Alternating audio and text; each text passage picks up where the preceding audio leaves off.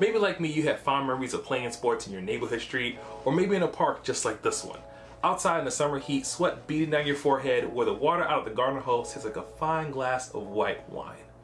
And while you played your game of soccer or basketball or football, every time you scored a goal or a touchdown, you did your favorite celebration to the sounds of a wild crowd currently going crazy after you scored the final points to win the game.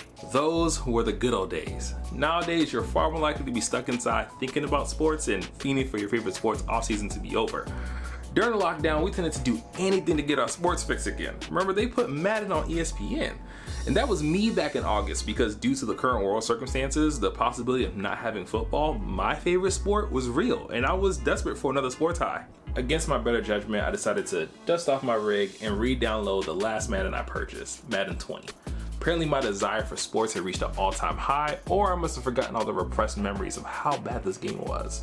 But as I was playing the game and somehow forgot that if a defender even shouts at you as a quarterback, you will fumble, I thought about something. Whatever happened to CTE?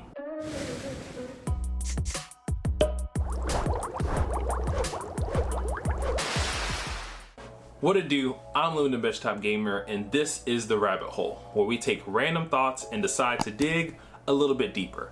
Now, I really should be looking over my shoulder to make sure I don't get taken out by some sort of NFL, CIA, SWAT team, because the honest truth is nothing.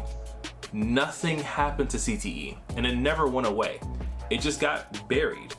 There was no solution or magic anti-CTE pill, and as much as the NFL wants to act like only these types of hits cause CTE, it's sadly mistaken. But before we go any further, let me explain what CTE is in the first place. Chronic traumatic encephalopathy. Try saying that 5 times fast. Someone really needs to help scientists come up with better names.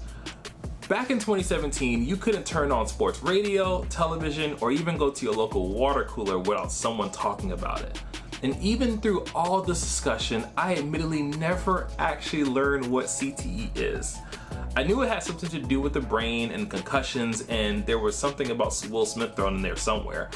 But that was it. So I decided to stop playing Madden for a second and do a little research of my own. CTE is a spreading of a protein called tau through your brain, and it eventually kills your brain cells. Early on, people with CTE may show paranoia, aggression, or a lack of impulse control, but as the disease progresses, they can suffer from memory loss, confusion, or even in some cases, dementia. Though the exact cause of CTE is debatable, the common theme among cases is repeated trauma to the head over time. And CTE isn't just a problem for football.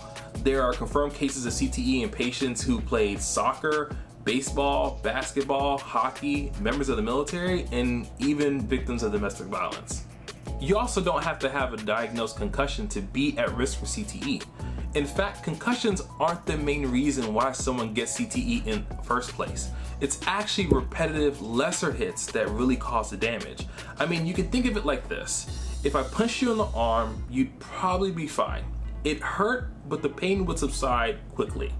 But if I punched you not as hard in the same spot over and over, let's say 100 times, oh, it would be something painful. In other words, these hits to the head are additive.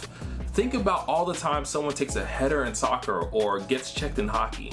Even if they aren't taken out of the game, all of those hits have the potential to cause CTE over time because they add up. So just one concussion doesn't mean you will have CTE, but it will increase your risk, especially if you're taking more hits to the head. During my research, one of the things I couldn't shake is why was football so intertwined with CTE and not something like boxing? I mean, I thought as long as you don't leave with the crown of your helmet, you were good, right?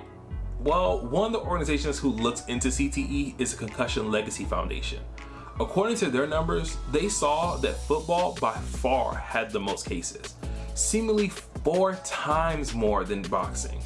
Initially, I thought there's no way this could be the case. I mean, football players wear helmets after all, and boxers literally take the hardest punches their opponent can give them to the face. Well, it turns out CTE was actually first discovered in boxing.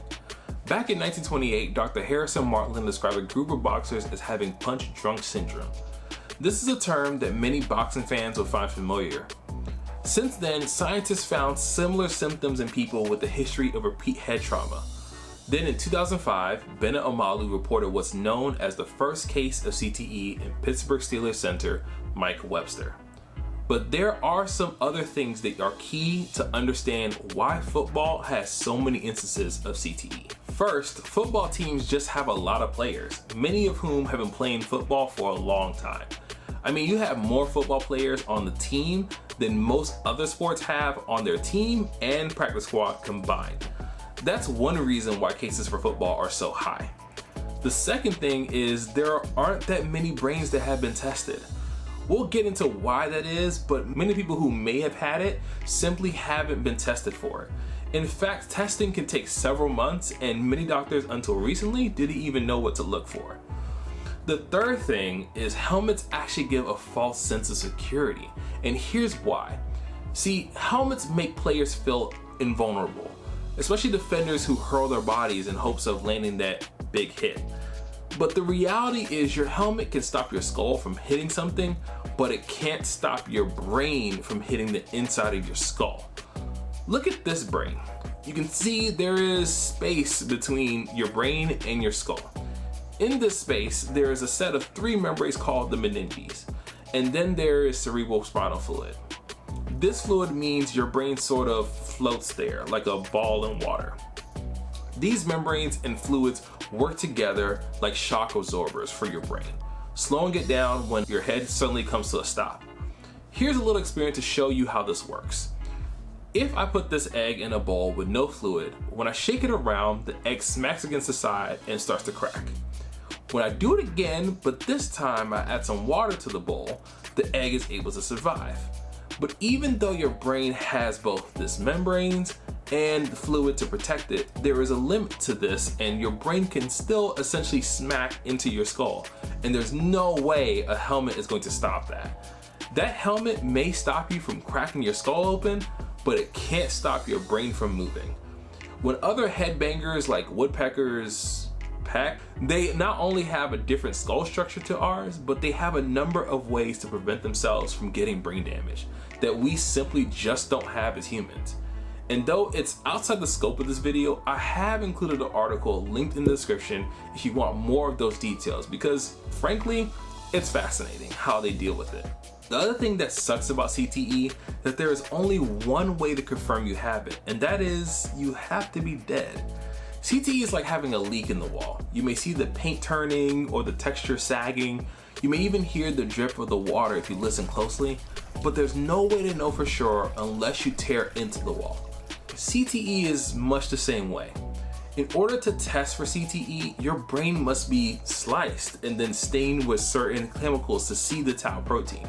Then depending on the pattern that is observed, you can tell whether that person had it or not. Unfortunately, there's just no way for us to tear into people's brains to see if they have CTE and then patch it up like you would a bathroom remodel. It just doesn't work that way. Right now, there is only one way we know of to avoid CTE, and that's to not get hit in the head. This year, we saw the retirement of one of the NFL's best defensive players in Luke Kuechly.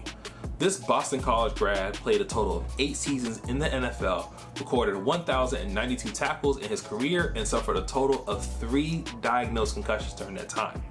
According to Pro Football Reference, Kuechly played 118 games in his career, meaning he averaged 9.25 tackles per game, and each one of those likely involved a head collision of some sort.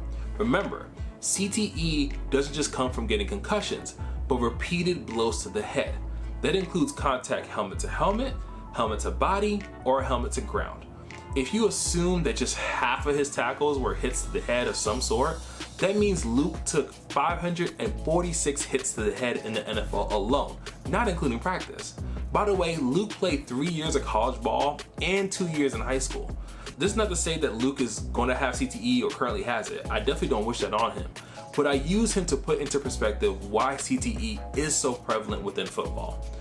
Now, with all that being said, I'm not here to tell you that football is bad and you should never play it.